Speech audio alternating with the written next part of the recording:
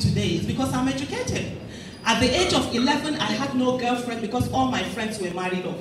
I would go to school in the morning without breakfast. I would come back home not expecting lunch. My parents were poor. We were poor. When I was writing my SSC in 1991, I was begging people to give me textbook so that I would make A's in my papers. And I never got those textbooks. So I grew up a very angry teenager because we had a nation that wouldn't care. And so when Chibok happened, the first time when it happened, I came out because I felt I'm a mother of, then my daughter wasn't a teenager, but she'll be, on Thursday she'll be 17, that's my youngest. And I felt if my kids were taken away, I wouldn't stay back home. But by May, mid-May, when we continued the advocacy, because Bring Back Our Girls movement was supposed to be a one-day event. It was spontaneously on the day when we went there that we decided to keep coming out until every one of them was brought back. And I realized that I was a Chibok girl, 23 years ago, because I was writing that same exam. And if I was taken away, my parents would never have been able to say anything because they were poor. And like I said earlier, if you're poor in Nigeria, forget it. The greatest crime in Nigeria is to be poor.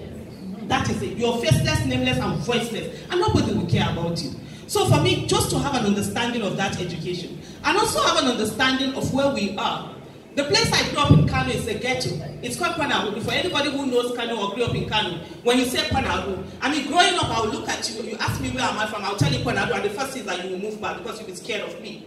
That's where I grew up. That's why sometimes when people are attacking me on social media or whatever, I don't feel it. I grew up being attacked. I mean, people hurl insults at me. I said, look, I grew up in the ghetto where we ate insults for breakfast, lunch, and dinner because there was no food to eat. It's normal. So we had people who will say to you, please, can I borrow 300 naira from you? The next riot, I'm going to pay you.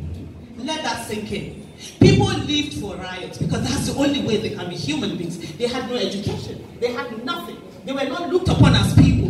And so even when people would say, oh, we don't think any Nigeria can be a suicide bomber before it reaches up. I'm like, you guys don't know what is in Nigeria. Because I live with it. I saw you, people who were already in hell. So when you tell them if you die, if you commit suicide, you die, you're going to go to hell, they will ask, where are we anyway? So coming back to that question, I've never had that trend. Seriously, because I feel right now, I'll be 45 on the 12th of this month. I've lived beyond my friends, whom I left in the ghetto. Most of them died from childbirth. So when people sit on certain places and they feel comfortable with what they are and where they are, I remember my friends who have had to, who some of them were like 9.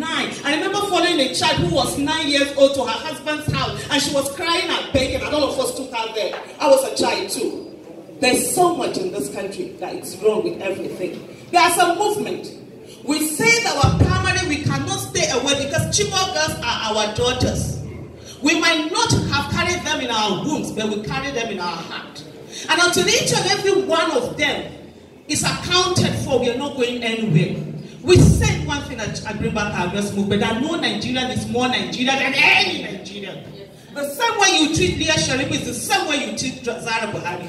But we're a country that is full of people who are, whether I would call them cowards or whatever, I don't know. If it was the children of the rich that were taken away, all of us would be in the streets demanding for them. But because they're children of the poor, we think they are just collateral damages that we'll throw away. No. Nigeria belongs to all of us, and we'll fight for it and get it right. Thank you.